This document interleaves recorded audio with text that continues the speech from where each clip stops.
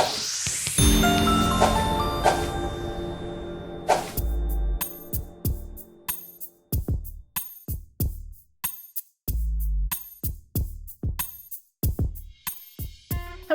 I'm Dr. Sunny Fridge, host of Rise and Shine with Dr. Sunny Season 2.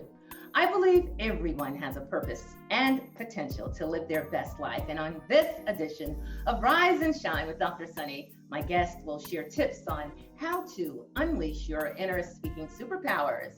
And we'll break down what I think is one of the heartfelt acceptance speeches of the night at the Oscar Awards. As a John Maxwell certified speaker, trainer, and presentation skills coach, my passion is to share tips, tools, and techniques to help shy speakers, entrepreneurs, and rising leaders take their stage and connect with the audience that they are called to serve.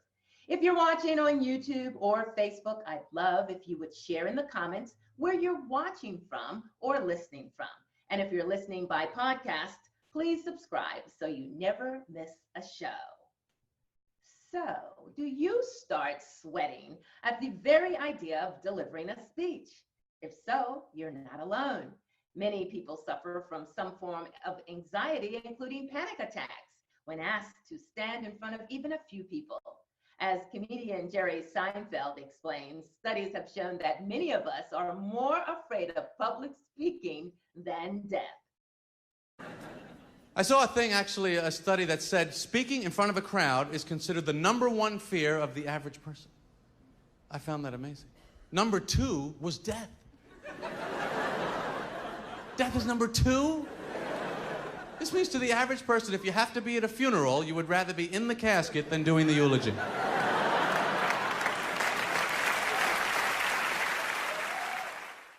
Unfortunately, there are many occasions where we simply can't avoid delivering a speech. And whether it's a business presentation, a community event, or just a family gathering, you know, those weddings and funerals, there will always be times when you have to stand up and speak. So you might as well sharpen your speaking skills, and learning to speak in front of a group is very beneficial. Conquering that fear of public speaking could mean a raise at work, a more prominent role as a community leader, or more fulfilling relationships. And conquering your fear of speaking in front of a large crowd will certainly take some time and practice, but it's not impossible. My guest today is fiercely committed to helping women, introverts, and shy people unleash their inner content creation superhero and communicate their message with confidence so that they can create a fulfilling and meaningful legacy. Karma Spence is a proven professional who can guide you in your quest to vanish and vanquish mind goblins and share your message with the world. Welcome, Karma. It's good to be here. Share a little bit more about yourself. I love to speak, and I'm also a geek who speaks. So if you follow me, you will definitely see references to various geeky things. For example, this weekend I'm going to a Doctor Who convention. So, and I bring that passion for speaking and for writing and for just being your own quirky, geeky self into my business, and I empower my clients to do that themselves. Thank you so much for sharing that. Now, there is this book that we're going to be talking about today. The full title is, tell us again. It is Public Speaking Superpowers. Unleash your inner speaking superhero and communicate your message with confidence. And everyone needs confidence when it comes to public speaking or just speaking anywhere. Now, here are 5 top reasons why people fear public speaking. Fear of failure, self-doubt, feeling vulnerable, fear of judgment, being unprepared. Karma, what advice do you give in your book to help people embrace their inner content creation superhero and overcome the fear of public speaking? Well, the whole book is basically all the tools you need to be an effective speaker.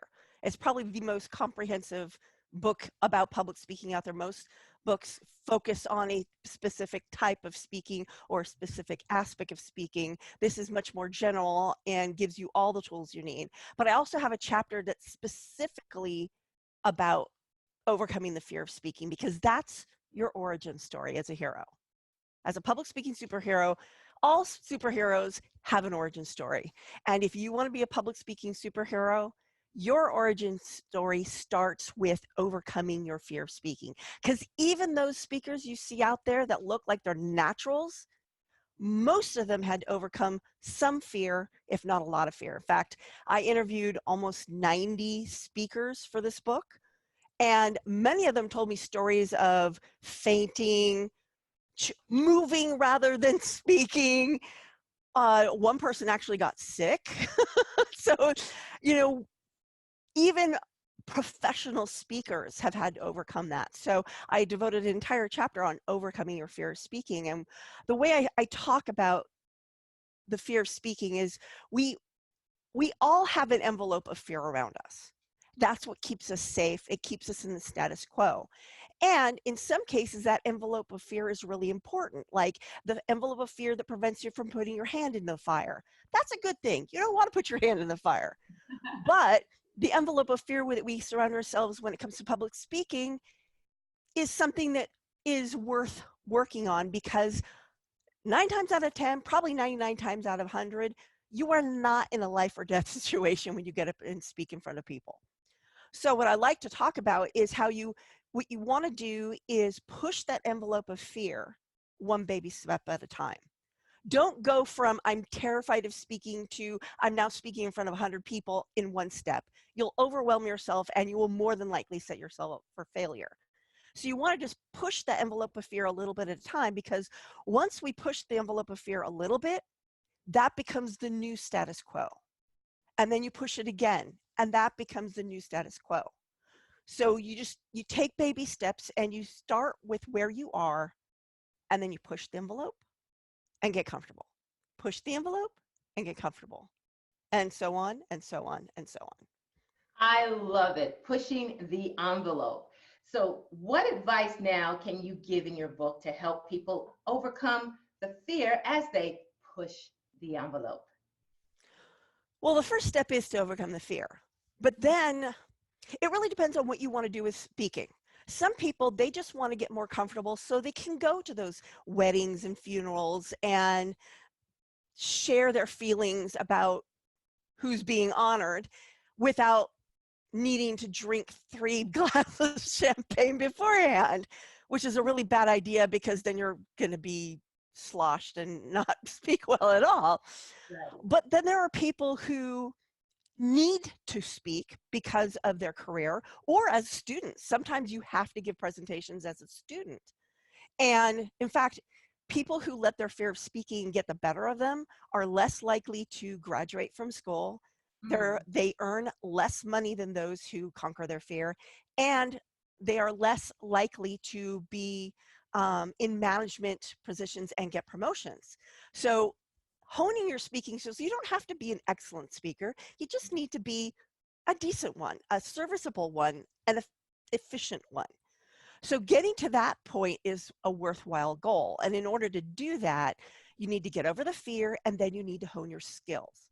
Now, if you are getting into a point where you're starting to think about maybe doing it on a more professional level, or maybe you have your own business and you want to promote your business, that's when you really need to start talking about your message and honing that message.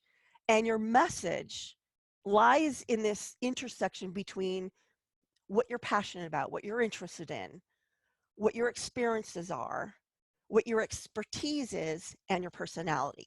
Because when you bring those 4 things together, you become up with your unique message.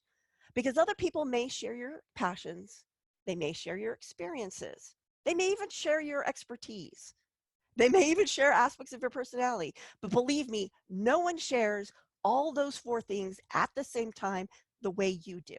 And that's what makes your message unique. So, hello, Kat. Bold Kitty has joined us. Okay, the more the merrier. I'm sorry about that. Kitty, that's nice. I'm on the phone. That threw me off. Anyway, my advice is overcome the fear, and then get clear on what you're going to use speaking for, and then you decide on what those next steps are. So if it's something where you're going to need to hone your message, that's your next step. But if it's just something that you need to get better at, then just focus on developing the basic skills like vocal variety and body language and things like that. And all those things are covered in the book. Now, Karma, I talked about speeches earlier, and I want to share a speech that really resonated with me from the Oscar Awards.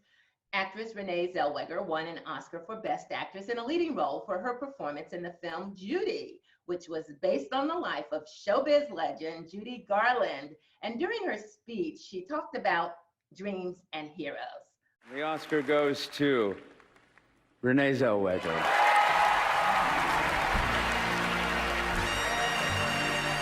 This is the second Oscar and fourth nomination for Renee Zellweger.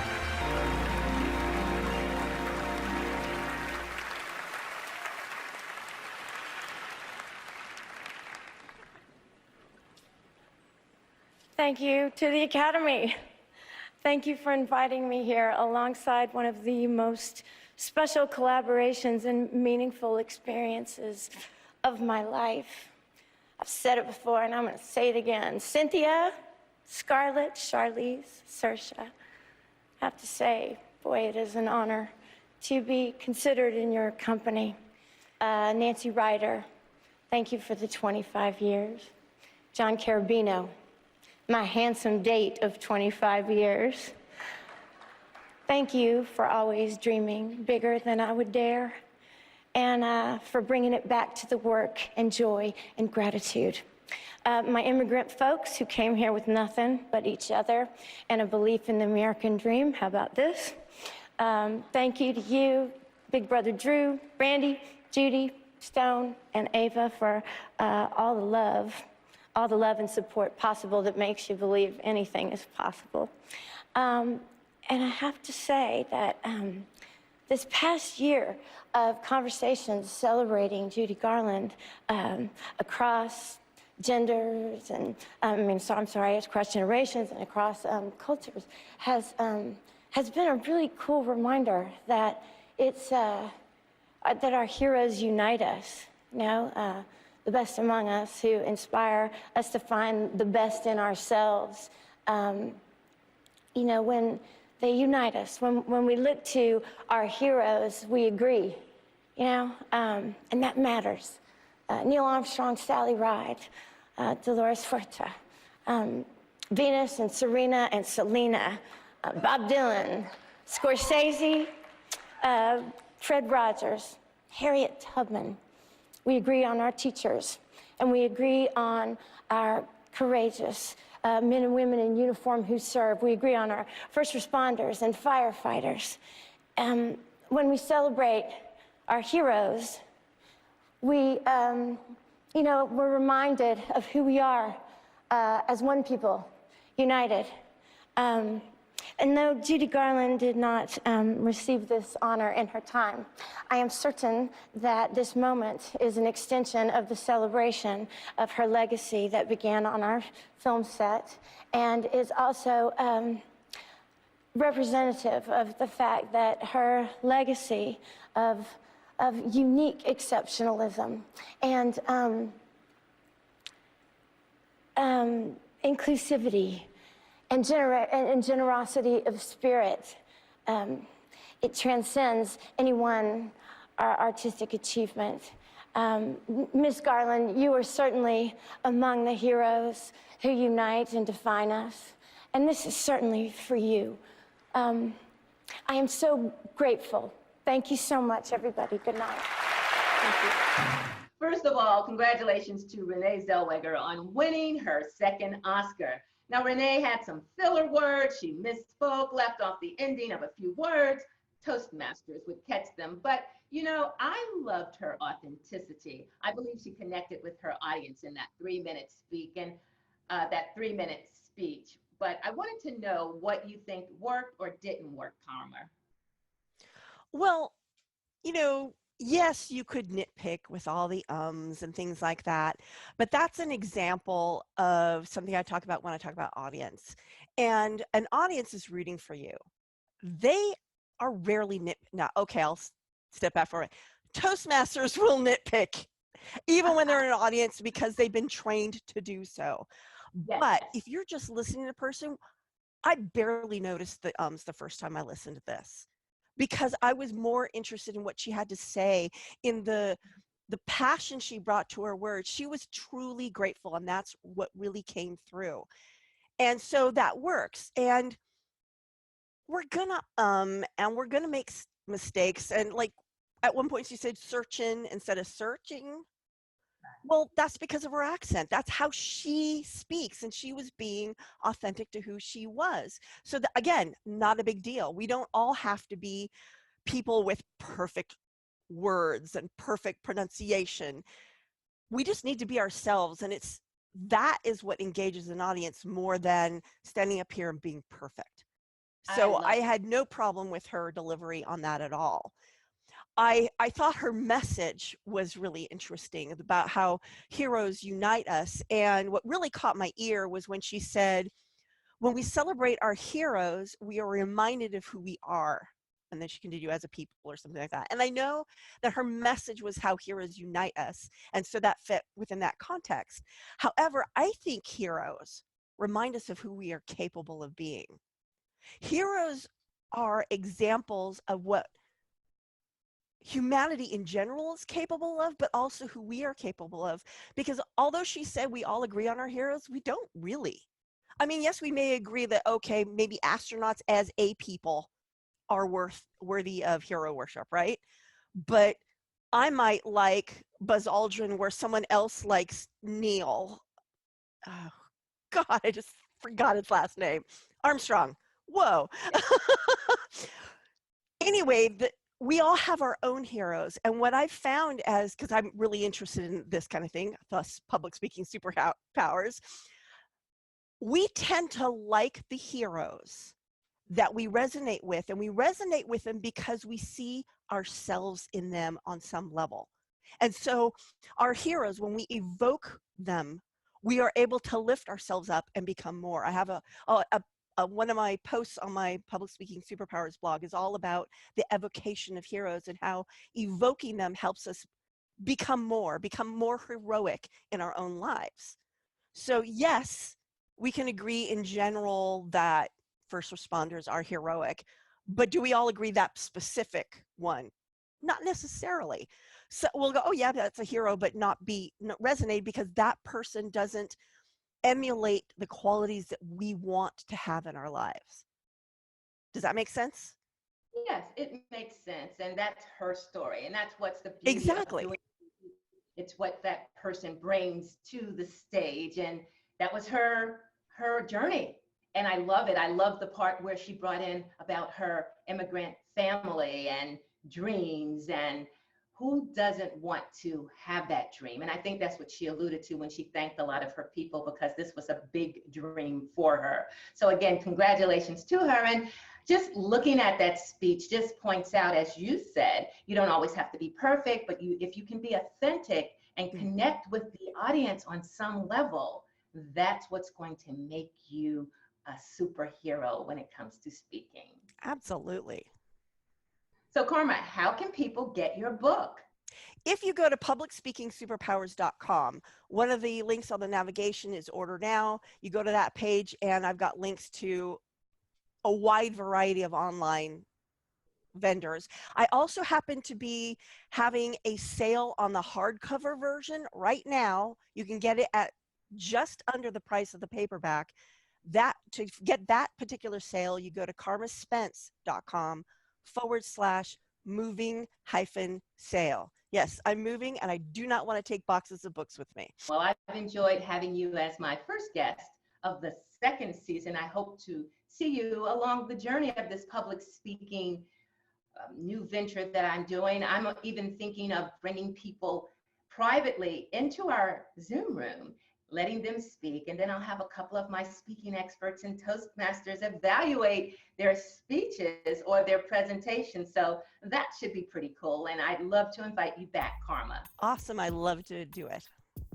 That's all the time we have on this edition of Rise and Shine with Dr. Sunny. Again, thank you, Karma Spence, for your tips on unleashing the inner public speaker superhero in us.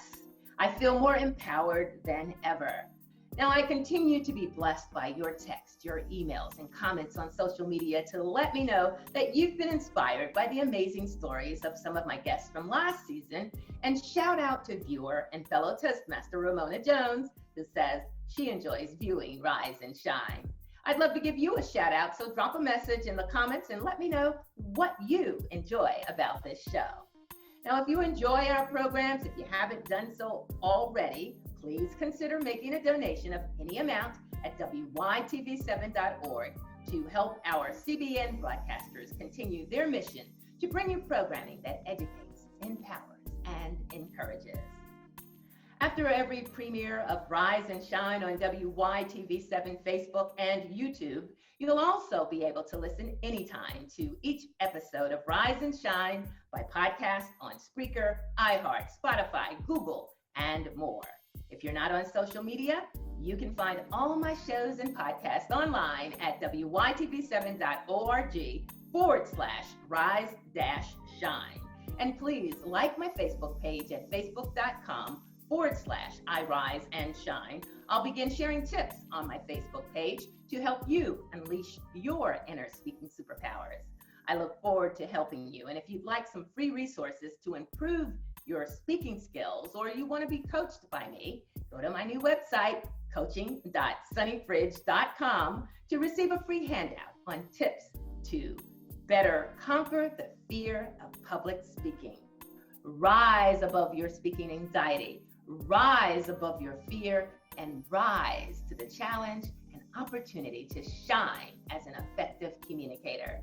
I'm Dr. Sunny. Remember, it's your time to rise and shine.